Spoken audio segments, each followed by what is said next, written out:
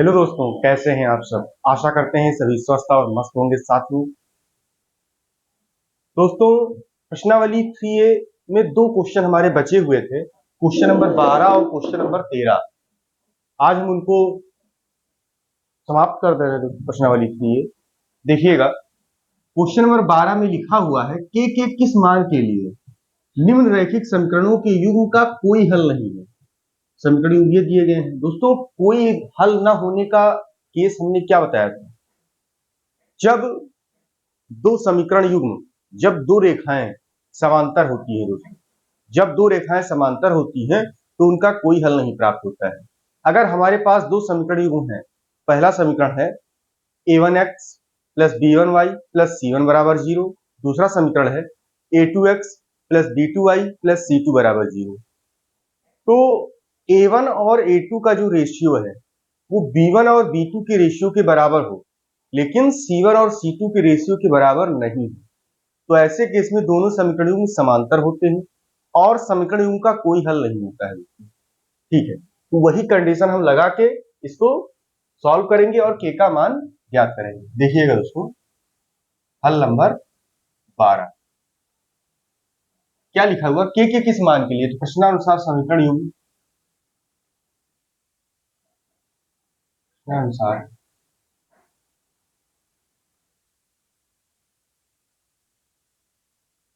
समीकरण युग्म क्या दिया गया है, 3x प्लस वाई बराबर 1। इसको हम दोस्तों ऐसे भी लिख सकते हैं, 3x प्लस वाई, ये वन जब बराबर के इधर आएगा तो -1 बराबर 0, समीकरण 1। तथा दूसरा समीकरण क्या दिया गया है दोस्तों, 2k -1 into x plus k -1 into Y is equal to 2k plus 1।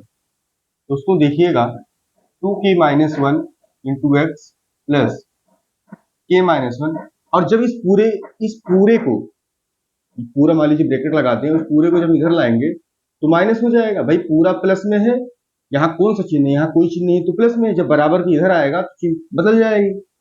समीकरण, अब समीकरण युग्म के कोई हल ना होने के लिए, है ना दोस्तों, हम जानते हैं, चूंकि हम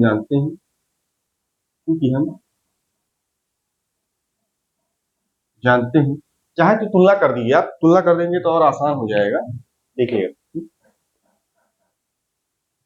तुलना कर दीजिए, समीकरण 1 व 2 की तुलना, क्रमशः समीकरण युग्म, क्रमशः समीकरण a1x plus b1y plus c1 बराबर 0 तथा a2x plus b2y plus c2 बराबर 0 से करने पर, जब दोस्तों हमने तुलना किया तो x का गुणांक यहाँ a1 है, यहाँ समीकरण 1 में x का गुणांक क्या है, 3। तो चूंकि बहुत बार करा चुके हैं इसलिए डायरेक्ट हम लिख दे रहे हैं दोस्तों, तो a1 की वैल्यू हो जाएगी 3। भाई इस वाले समीकरण की तुलना समीकरण 1 से करेंगे, b1 की वैल्यू हो जाएगी 1 और C1 की वैल्यू हो जाएगी -1। इसी तरह A2 निकालेंगे तो A2 की वैल्यू 2k -1, B2 की वैल्यू दोस्तों क्या हो जाएगी, k -1, तथा C2 की वैल्यू क्या हो जाएगी दोस्तों, माइनस ऑफ 2k प्लस 1। ये C2 की वैल्यू हो जाएगी। अब दोस्तों चूंकि हम जानते हैं,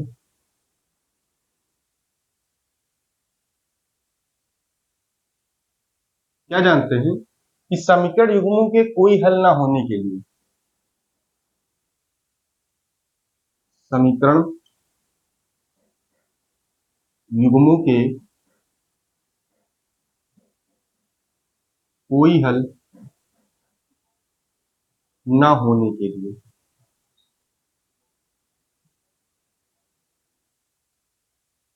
लिए कंडीशन क्या होती है, A1 और A2 का रेशियो है ये बराबर हो B1 और B2 के ratio, does not equal to C1 और C2 के रेशियो।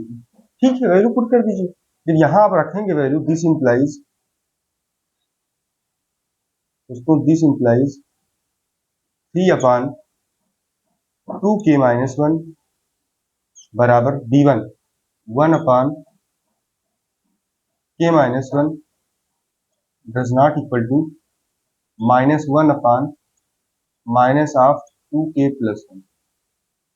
हमें k का मान दोस्तों निकालना है, हमें k का मान निकालना है। देखिएगा, पहला और दूसरा अनुपात लेंगे। अगर हम पहला और दूसरा अनुपात लेते हैं, सॉल्व करते हैं, तो k का मान हमें प्राप्त हो जाएगा। देखिएगा,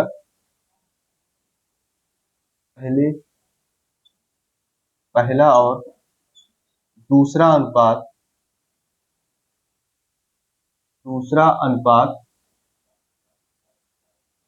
लेने पर दोस्तों, जब पहला और दूसरा अनुपात लेंगे तो पहला अनुपात क्या है, 3/2k-1 बराबर 1/-1। अब देखिएगा दोस्तों, क्रॉस मल्टीप्लाई करेंगे, इसको जब मल्टीप्लाई करेंगे इससे, इसको मल्टीप्लाई करेंगे इससे, तो हमें मिलेगा क्या, यहाँ पर सॉल्व कर दे रहे हैं दोस्तों। देखिएगा, 3 × k-1 is equal to 2k-1, 1 × 2k-1, this implies 3k-3, 3 अंदर मल्टीप्लाई कर दिया और ये हो जाएगा 2k-1।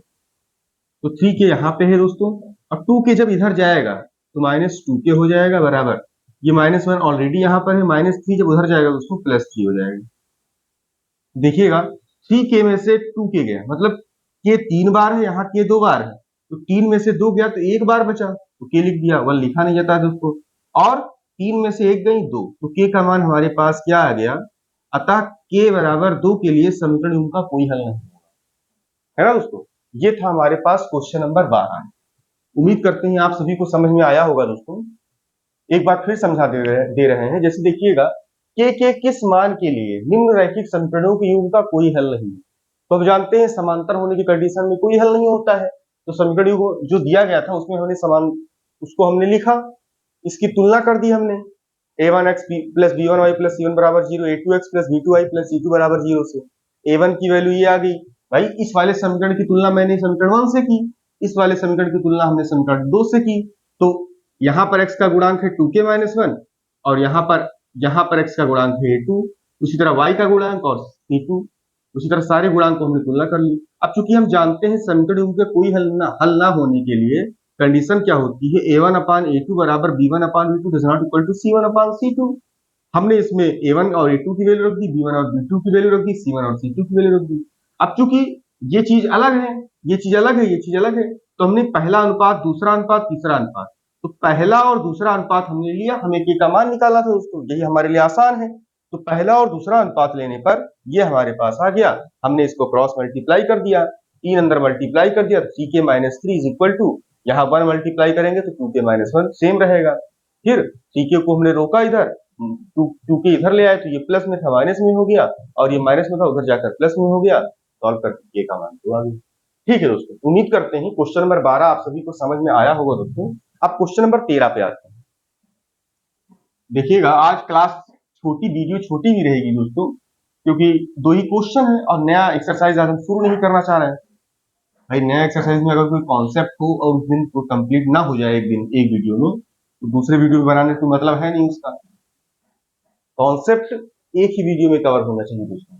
देखिएगा, क्वेश्चन नंबर 13 है, ए और बी के किन मानों के लिए निम्न रैखिक समीकरणों के युग्म के अपरिमित रूप से अनेक हल। अब अपरिमित रूप से अनेक हल होने के लिए क्या कंडीशन हमने आपको बता रखी है कि a1 और a2 का जो रेशियो है, b1 और b2 का जो रेशियो है, और c1 और c2 का जो रेशियो है, ये सभी रेशियो बराबर होते हैं। ये सभी रेशियो जब बराबर होंगे तो समीकरण युग्म के अनेक हल होंगे दोस्तों, है ना। ऐसे केस में समीकरण युग्म संपाती होता है। संपाती का मतलब है एक दूसरे पर लाई करता है दोस्तों, ऐसे, है ना। चलिए ठीक है, अब स्टार्ट करते हैं। ए और बी के किन मानों के लिए, तो प्रश्नानुसार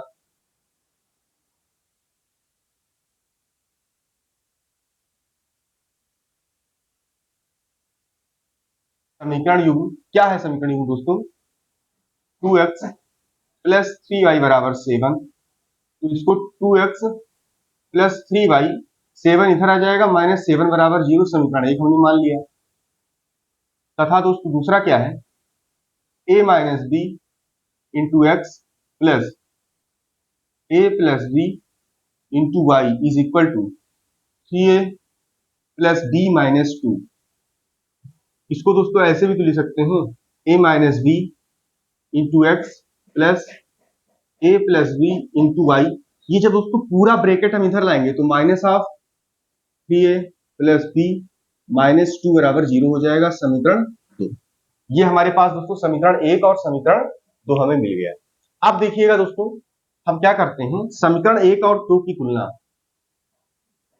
समीकरण 1 तथा समीकरण 2 की तुलना a1x plus b1y plus c1 बराबर जीरो तथा a2x plus b2y plus c2 बराबर जीरो से करने पर हम दोस्तों जब तुलना इसकी करेंगे तो हमें मिलेगा क्या, हमने इस समीकरण की तुलना समीकरण 1 से की और इस समीकरण की तुलना समीकरण 2 से की, क्रमशः हमने किया है ना। यहां हमने क्रमशः लिखा नहीं, लेकिन आप समझ जाइएगा, देखिएगा लिख दे रहे हैं दोस्तों, क्रमशः समीकरण 1। ठीक, अब देखिएगा जब हमने तुलना की तो x का गुणांक यहाँ a1 है, y का गुणांक b1 है, यहाँ गुणांक c1 है, यहाँ x का गुणांक a2 है, y का गुणांक b2 है, गुणांक यहाँ c2 है, तो x का गुणांक यहाँ a1 है और यहाँ x का गुणांक है 2। ये इंप्लाइज क्या कर दिया दोस्तों, a1 बराबर 2, b1 बराबर 3 और c1 बराबर, एक काम करते हैं बस आप स्पेस देकर लिखिए, b1 बराबर 3 और c1 बराबर -7। इसी तरह दोस्तों a2 निकालेंगे,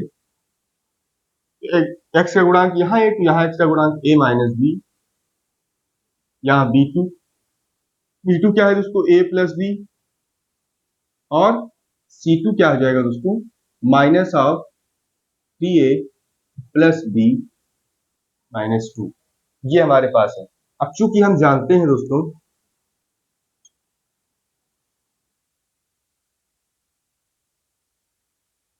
कि समीकरण युग्म के अनेक हल होने के लिए, समीकरण युग्म के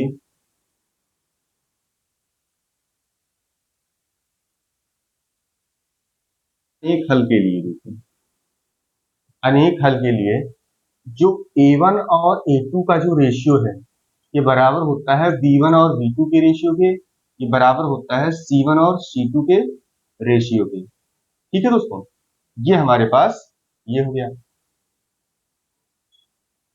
अब देखिए वैल्यू हम पुट करते हैं दोस्तों, वैल्यू हमारे पास क्या है, दिस इंप्लाइज a2, a1 का मान है 2, a2 का मान कितना है a माइनस बी, बराबर इसी तरह b1 का मान कितना है 3 और b2 का मान कितना है a प्लस बी, बराबर इसी तरह इसका c1 का मान है -7 और इसका मान दोस्तों क्या है 3a प्लस 2 माइनस बी।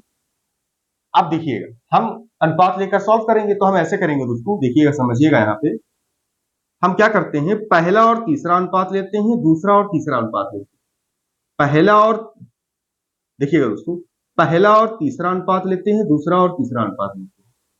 ठीक है, तो पहला और तीसरा अनुपात लेते हैं, देखो देखिएगा दोस्तों, पहला और तीसरा अनुपात लेने पर एक काम करते हैं दोस्तों, हम पहला और दूसरा अनुपात लेते हैं, पहला और दूसरा अनुपात लेते हैं, देखें कुछ हमें मिलता है कि नहीं मिलता है। पहला और दूसरा अनुपात, पहला और दूसरा अनुपात ले लेंगे, दूसरा और तीसरा अनुपात ले लेंगे, मिल जाएगा। ठीक है, चाहे जैसे आप कर लीजिए, जो आपको अनुपात लेना है सॉल्व करना, तो इक्वेशन बनेगी, इक्वेशन सॉल्व करना, आंसर हो जाएगा। ठीक है, क्या हम क्या करते हैं, पहला और तीसरा ही लेते हैं।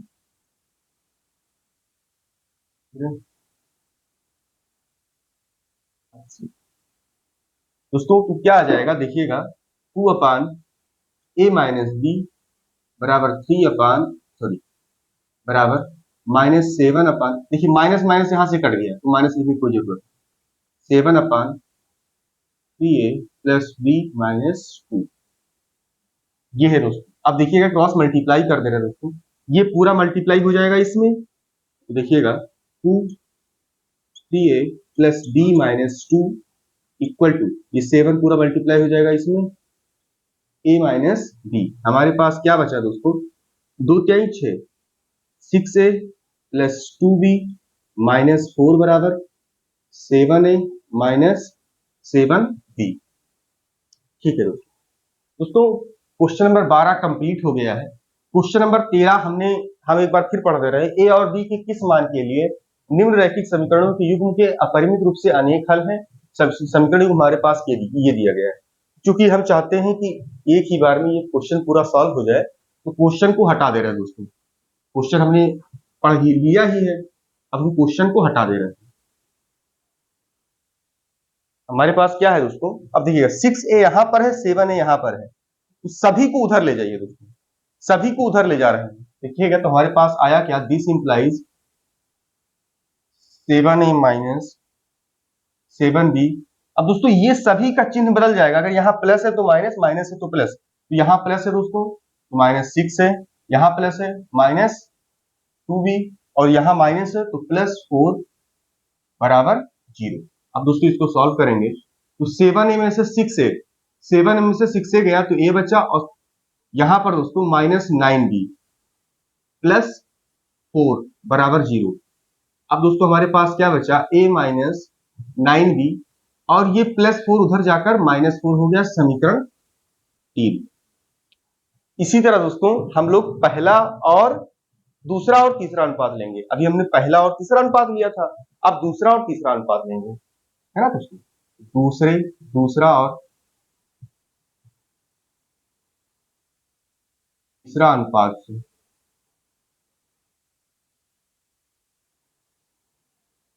दूसरा अनुपात क्या है दोस्तों, 3/a plus b is equal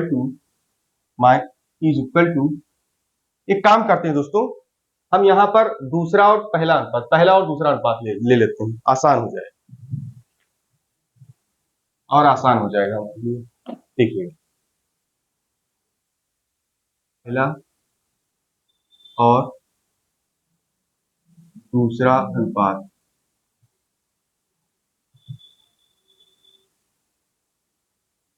पहला और दूसरा अनुपात लेंगे दोस्तों, तो पहला अनुपात क्या है, 2/a minus B, 2/a minus B. दूसरा अनुपात है 3/a plus B, cross multiply करा दीजिए, 2 in bracket a plus b is equal to 3 in bracket a minus b. 2 अंदर मल्टीप्लाई करा, 2a plus 2b is equal to 3a minus 3b। इन सभी को उधर ले जाइए, ये पूरा हम उधर ले जा रहे हैं दोस्तों, तो 3a माइनस 3b, और ये सारे के चिन्ह सभी के चिन्ह बदल जाएंगे दोस्तों। ये प्लस में है, माइनस उधर जाकर माइनस, ये भी हो जाएगा, तो माइनस 2a माइनस 2b बराबर 0। अब 3a में से 2a माइनस हुआ तो a आया, और minus 3b minus 2b minus 5b बराबर दोस्तों क्या हुआ, समीकरण 4। ये हमारे पास दोस्तों समीकरण 3 और समीकरण 4 आ गया। अब समीकरण 3 और समीकरण 4 को जब हम हल करेंगे दोस्तों, तो हमें a और b का मान पता चल जाएगा। देखिएगा समीकरण, यहां दोस्तों समझिएगा, यहां a यहां पर है, a यहां पर है, दोनों बराबर है, a यहां पर है, a यहां पर है, दोनों बराबर है दोस्तों।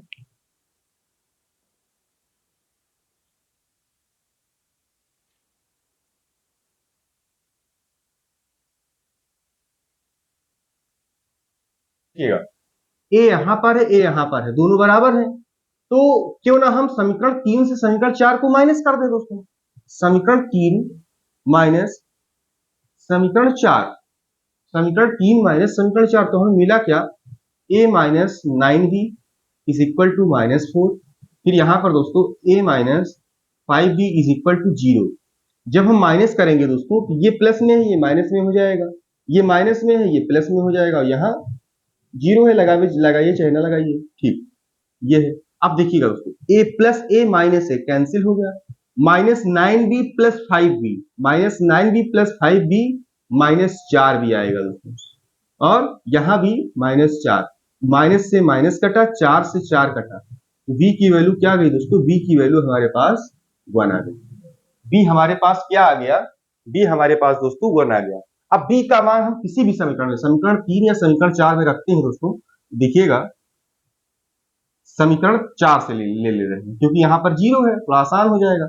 समीकरण 4 से, अब समीकरण 4 से a minus 5 into 1 is equal to 0। This implies दोस्तों 5 एकम 5 माइनस 5 उधर जाएगा तो a बराबर 5। इस तरह हमारे पास a और b का मान आ गया दोस्तों, यहां पर लिख दे रहे हैं। अतः a बराबर 5 और b बराबर 1। ये हमारे पास दोस्तों क्वेश्चन नंबर 12 था प्रश्नावली 3 का, और इसी के साथ प्रश्नावली 3A कंप्लीट होता है दोस्तों। उम्मीद करते हैं प्रश्नावली 3A में जो भी हमने ग्राफ बनाया, आलेख बनाया, जो भी हमने त्रिभुज के माध्यम से उसका क्षेत्रफल निकाला दोस्तों, आपको विधिवत समझ में आया होगा दोस्तों। अगली क्लास में हम प्रश्नावली 3B स्टार्ट करेंगे और आप रिवाइज कर लीजिएगा प्रश्नावली 3A को, और बेहतर रूप से कोई भी अगर कहीं से भी डाउट फिर आता है तो आप कमेंट में पूछ सकते हैं दोस्तों। आज के लिए क्लास को यहीं पे रोकते हैं। आप सभी का धन्यवाद।